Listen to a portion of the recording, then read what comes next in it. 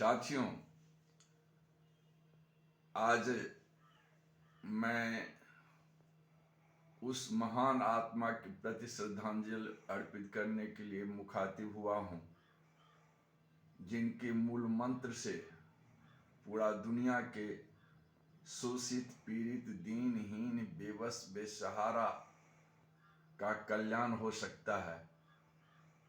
मतलब Vladimir Ilyich Lenin, जिन्हें हम V.I. लेनिन के नाम से भी पुकारते हैं, जिनके नेतृत्व में 1917 में सोवियत रूस में समाजवादी क्रांति का उदय हुआ। आपको मालूम है, जो सर्वहारा के दार्शनिक कार्ल मार्क्स और फ्रेडरिक एंगेल्स, जिनके नेतृत्व में और जिनके द्वारा दास कैपिटल लिखा गया, शोषण विहीन समाज की स्थापना के लिए मूल मंत्र पूरा दुनिया के सामने रखा गया। कॉमरेड मार्क्स को भी बहुत सारी यातनाएं झेलनी पड़ी। जर्मनी से इंग्लैंड और फिर पेरिस, कहाँ कहाँ भागना पड़ा। फिर भी कॉमरेड मार्क्स और फ्रेडरिक एंगेल्स के नेतृत्व में पेरिस क्रांति हुई थी। सफल क्रांति होते हुए भी कुछ असफलताएं उनका कदम पीछे की ओर खींच रहा था और 3 महीने के अंदर पेरिस रिवॉल्यूशन का अंत हो गया। लेकिन सर्वहारा की आवाज को उठाने वाले 19वीं सदी में एक अवतार हुआ रूस में, व्लादिमीर इलीच लेनिन का। उन्होंने मार्क्सवाद का गहन अध्ययन करते हुए जार की साम्राज्यवादी शासन के खिलाफ वैचारिक राजनीतिक रूप से अगुवाई करना शुरू किया। कहावत है, होनहार बिरवान के होत है चकने पात। और उन्हीं के नेतृत्व में, कॉमरेड लेनिन के नेतृत्व में 1905 में सोवियत रूस में जारशाही शासन के खिलाफ क्रांति हुई, जो असफल रहा।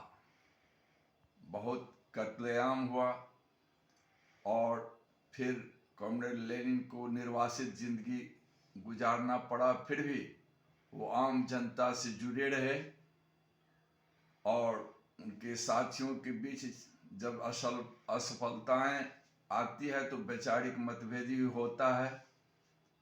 और उस समय के अखबार जो वहाँ निकल रहा था, इस्क्रा, जिसे चिंगारी भी कह सकते हैं हिंदी भाषा में, उसके अंदर एडिटोरियल में संपादकीय में बंटवारा हुआ। और उस समय का जो संगठन था उसमें भी बंटवारा हुआ, बोल्शेविक और मेंशेविक। बोल्शेविक का नेतृत्व कॉमरेड लेनिन करते थे और इस्क्रा उनके वैचारिक रूप से हथियार के तौर पे था। और पुनः 1917 में समाजवादी क्रांति कॉमरेड लेनिन के नेतृत्व में हुआ। जारशाही शासन का समाप्ति हुआ। कॉमरेड लेनिन वहाँ के प्रधानमंत्री बने और बोल्शेविक पार्टी, जिसका नाम कम्युनिस्ट पार्टी, उन्हीं के नेतृत्व में रखा गया। 1924 तक वो प्रधानमंत्री और कम्युनिस्ट पार्टी के नेतृत्वकर्ता के रूप में रहे। उन्हीं के नेतृत्व में कॉमरेड स्टालिन थे। 21 जनवरी आज ही के दिन उनका निधन हो गया।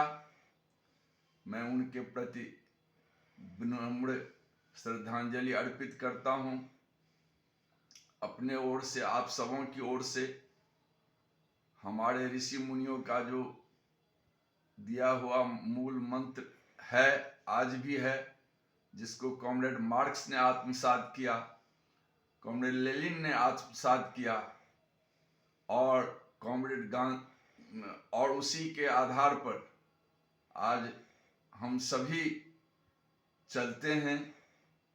और समाजवादी क्रांति भी हुई 1917 में, जिसका रोशनी, जिसका लौ पूरी दुनिया में फैला। आज भी क्यूबा उसी रास्ते पे चल रहा है, आज भी वियतनाम उसी रास्ते पर चल रहा है, बगल का नेपाल, हाल में फिर भूटान और बहुत सारे देशों के अंदर आज भी समाजवादी विचारधारा की सरकार है। दर्जनों देश समाजवादी विचारधारा के हैं। और वसुधैव कुटुंबकम की तरह ही लेनिन की पार्टी, कम्युनिस्ट पार्टी, अंतर्राष्ट्रीय पार्टी है। धरती पर जहां तक मानव है वहां तक कम्युनिस्ट पार्टियां विभिन्न नामों से है और रहेगी। और उनका जब आज पुण्यतिथि है तो हमको थोड़ा निश्चित रूप से याद कर लेना चाहिए महात्मा गांधी जी को भी, चूंकि सत्य और अहिंसा उनका हथियार था। एक तरफ दीनहीन, बेबस, बेसहारा को ऊपर उठाने के लिए, शोषण विहीन समाज की स्थापना के लिए जैसे लेनिन आगे बढ़ रहे थे, उसी तरह हमारे देश में महात्मा गांधी भी सत्य और अहिंसा को हथियार बना के आगे बढ़ रहे थे। आज जबकि हमारे देश के अंदर जातिवाद, संप्रदायवाद है, आज सत्ताधारी दल के द्वारा केंद्र राज्य में जातिवाद, संप्रदायवाद को बढ़ावा दिया जा रहा है। आज लेनिन की इस पुण्यतिथि के अवसर पर हम सबों को संकल्प लेना चाहिए कि जब तक इस देश में भूख, गरीबी, शोषण रहेगा तब तक हम लोग चैन से नहीं बैठेंगे। और लेनिन की दिखाए रास्ते पे, और साथ ही इस भारत भूमि पर हमारे ऋषि मुनियों का जो मंत्र रहा है वसुधैव कुटुंबकम, उस विचारधारा को लेके, गांधी जी के सत्य अहिंसा को साथ लेके हम लोगों को संप्रदायवाद, जातिवाद से लड़ते हुए और निजीकरण के खिलाफ, महंगाई के खिलाफ, बेरोजगारी, भ्रष्टाचार के खिलाफ संघर्ष करने के लिए हमको आज संकल्प लेना चाहिए। यही कॉमरेड लेनिन के प्रति सच्ची श्रद्धांजलि होगी। हम कृपानंद आजाद, उपाध्यक्ष बिहार राज्य किसान सभा एवं सदस्य बिहार राज्य कमेटी भारतीय कम्युनिस्ट पार्टी, सभी साथियों को धन्यवाद।